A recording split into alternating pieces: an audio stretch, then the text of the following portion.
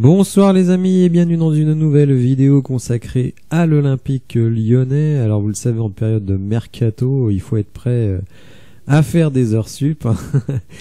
Donc après ma vidéo quand même assez conséquente plus tôt dans la journée, eh bien ce soir un article assez complet de l'équipe est sorti sur la prise de parole de John Textor et de Santiago Cucci auprès des cadres de l'Olympique lyonnais pour leur expliquer quelle allait être la suite de l'été, que ce soit au plan des recrutements que sur les intentions du club.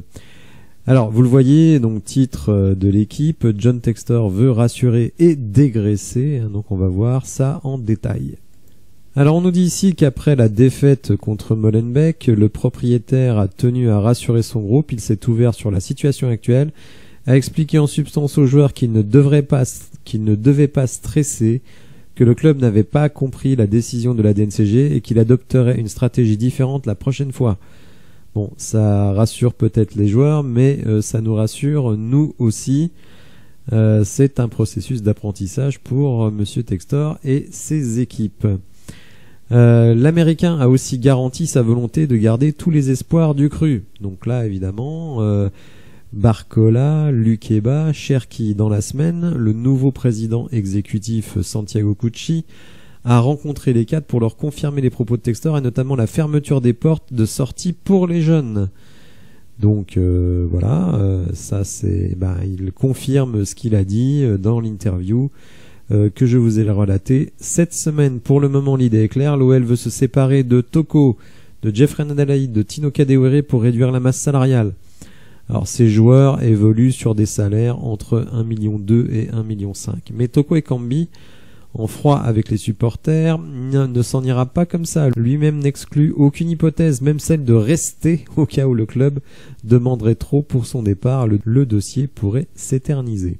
Alors bonne nouvelle parmi les indésirables, puisqu'on apprend que Youssouf Koné, dont le salaire mensuel est à 190 millions bruts, donc un gros salaire annuel, va être libéré de sa dernière année de contrat afin de s'engager avec le Sheriff Tiraspol D1 de Moldavie, alors que Camillo est tout proche d'Estoril dans la D1 portugaise. Côté recrutement, l'OL espère obtenir les arrivées de Kaletachar et de Renato Tapia. Il serait important d'ailleurs que l'axe droit soit renforcé puisque Dejan Lovren, touché à une cuisse, suit des soins. Il est actuellement en Croatie et devrait être absent tout le mois d'août. Il va manquer 3 ou 4 matchs du début de championnat. Il avait déjà manqué la fin de saison dernière pour une blessure à la cuisse gauche. En interne, on assure que les entraînements se passent dans une ambiance très constructive avec un Laurent Blanc très investi et intransigeant. On apprécie aussi les compétences de Martin Buchheit, le nouveau boss de la performance, alors que Jean-François Vulliez a été nommé adjoint en remplacement de Ludovic Giuli.